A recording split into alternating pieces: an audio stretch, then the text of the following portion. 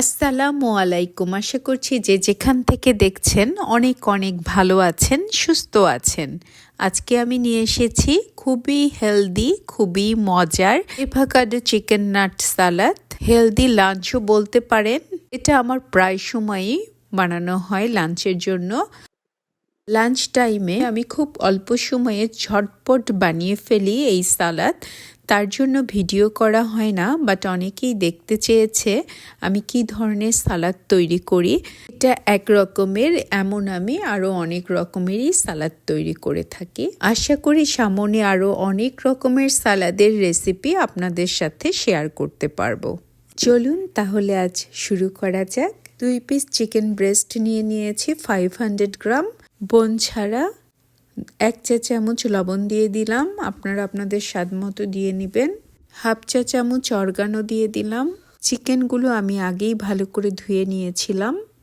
এরপরে দিয়ে দিব 1 চা চামচের 4 ভাগের 1 ভাগ শুকনা মরিচের গুঁড়া, হাফ চা চামচ রসুনের গুঁড়া, হাফ চা চামচ পেঁয়াজের গুঁড়া, পাপরিকার গুঁড়া দিব হাফ চা চামচ, আর দিব গোলমরিচের গুঁড়া হাফ চা চামচ। সমস্ত মশলার সাথে চিকেনগুলো ভালো করে মেখে নিব। চিকেনগুলো ভালো করে মাখা হয়ে গেলে আমি 10 মিনিটসের জন্য রেস্টে রেখে দিব। এই 10 মিনিটে আমি সালাদগুলো রেডি করে নিব।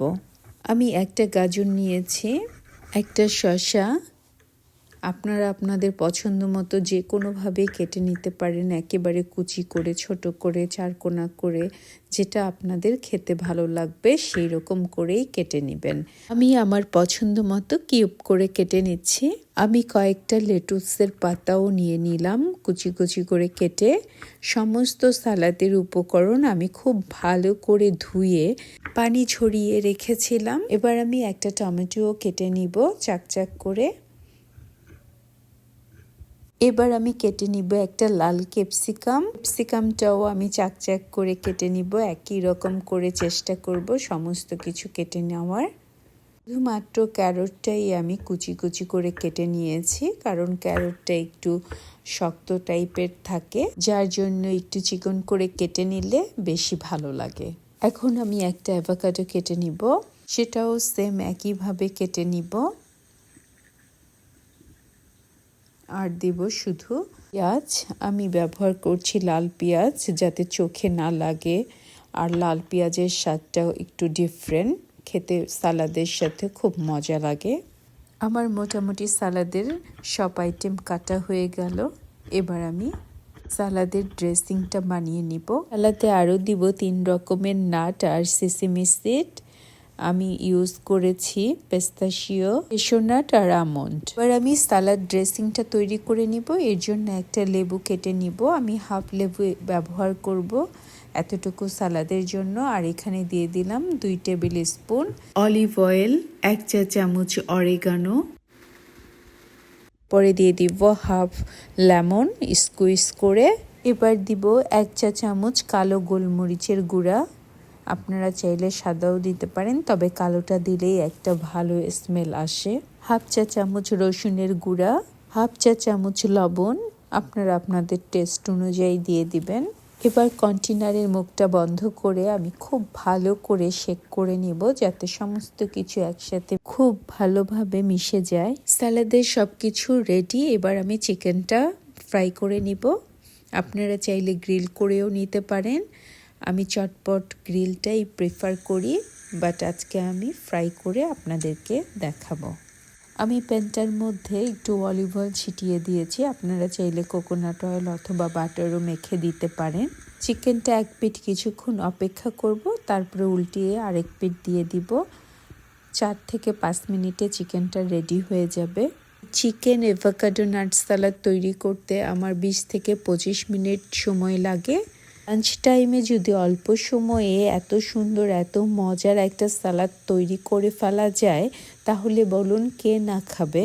এবার আমি একটা সার্ভিং ডিশে কেটে রাখা সালাদের জন্য সবগুলো সালাদের উপকরণ দিয়ে দিব একে একে।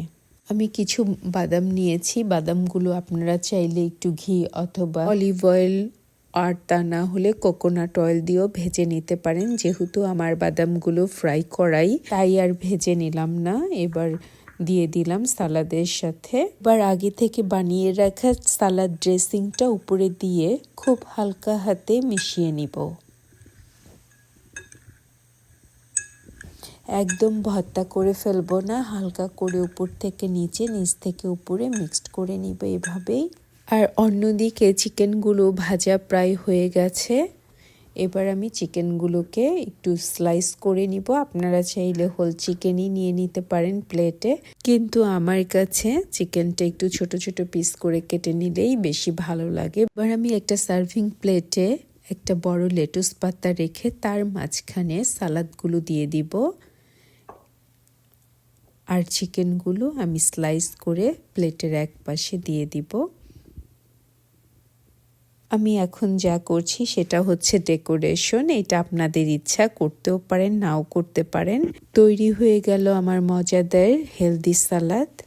যদি আমার এই চমৎকার হেলদি রেসিপিটা আপনাদের ভালো লাগে, অবশ্যই একটা লাইক, কমেন্ট অ্যান্ড সাবস্ক্রাইব করে আমার পাশে থাকবেন। আপনারা সবাই অনেক অনেক ভালো থাকবেন। আল্লাহ হাফেজ।